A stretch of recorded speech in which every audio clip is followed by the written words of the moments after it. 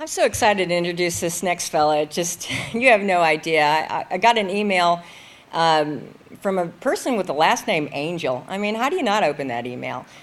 And he says, I'm looking at running for the 12th Judicial District that runs every 6 years, y'all. Man, that's a long time to wait for change. So I know and this young man came to our Republican Women's Club. We formed a Grundy Marion Republican Women's Club just so we can talk about issues. And he came to our meeting, and you know what? When he said, I have come from a long line of Republican women, man, he had me at hello.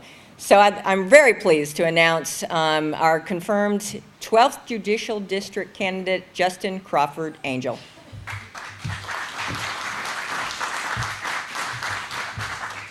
Thank you so much for the introduction. Thank you for letting me be here today. It's an honor to be here. And before I tell you more about myself, I want to take a moment to thank all the veterans who are here today. Thank you for your service. Without your bravery and courage, we couldn't gather here and talk about these issues and support our Second Amendment rights. Thank you so much. A short story about my family. My great-grandfather in Bledsoe County was a farmer. He was beyond draft age during World War II. He had 3 kids at home, crops in the field, cows in the field. The neighbor down the road was 18 years old, had just had a newborn baby, and just received his draft notice. My great-grandfather went and volunteered in his spot and spent the next year in the Pacific fighting the Japanese. My great-uncle, Billy Mooneyham, was killed in Vietnam by a sniper. Military service is something that we take very serious in our family, and I was raised to be patriotic and to support our military at all times. So thank you again so much. I think they deserve another round of applause. My name is Justin Angel, and I am a conservative Republican attorney in Bledsoe County.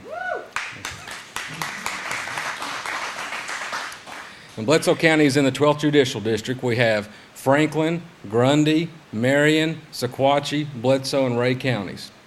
Now, in my practice, I do all sorts of types of law. I do criminal and civil cases. I do them in 15 different counties.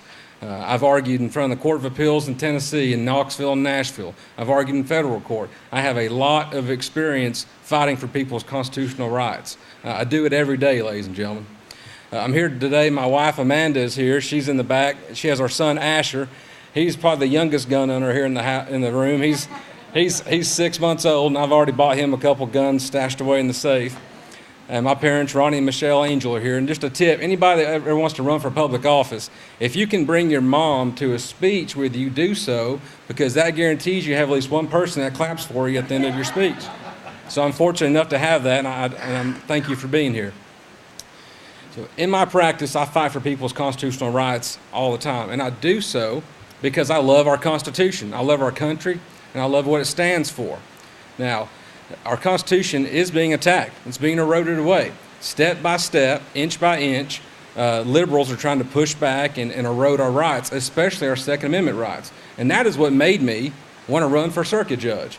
My son was born, and it really changed my attitude about the future of our country, where we were heading, especially when I started hearing that maybe under Obama's plan I can't give him my grandfather's gun because that would be an illegal transfer. Little things like that, ladies and gentlemen, that's not what our country is founded upon, and the people of our district need a conservative voice on the bench that keeps that from happening. Ladies and gentlemen, people have asked me, well, what's it matter? A judge doesn't vote on gun legislation. Why does it matter if you believe in the Second Amendment? Well, ladies and gentlemen, who do you think it is that signs a search warrant when the government wants to come search your house and property and take your guns away? When someone thinks that the government has violated their constitutional rights, has taken their guns or property away from them, they file a motion to have a hearing. Guess who presides over that hearing, decide whether or not your constitutional rights have been violated? A circuit court judge. Ladies and gentlemen, it's time for a conservative voice on the bench, and I'm just the man to do so. Now, I'm not going to keep you long. The food's looking good over there, and we have our congressman here to speak to you. But I was raised in a home where gun safety and the Second Amendment was extremely prevalent.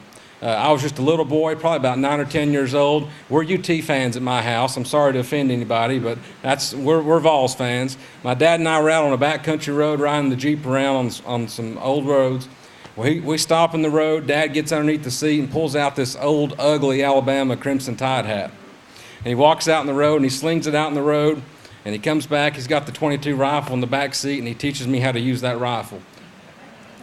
And he says, if you can hit that Alabama hat, this rifle's yours. So I took true aim, and I hit the mark, and that rifle's mine, and that rifle will be my son's one day. Ladies and gentlemen, in my opinion, guns have two enemies, rust and liberals. I'm not a liberal. I'm a conservative. As you'll see as the campaign goes forward, and I'm not here to have a big political speech, but you'll have two clear choices, ladies and gentlemen, for circuit judge, a conservative or a liberal. Thank you for your time, and together we can fight for our constitutional rights at every level of our government, and especially the judicial branch. Thank you for having me, and may God bless you.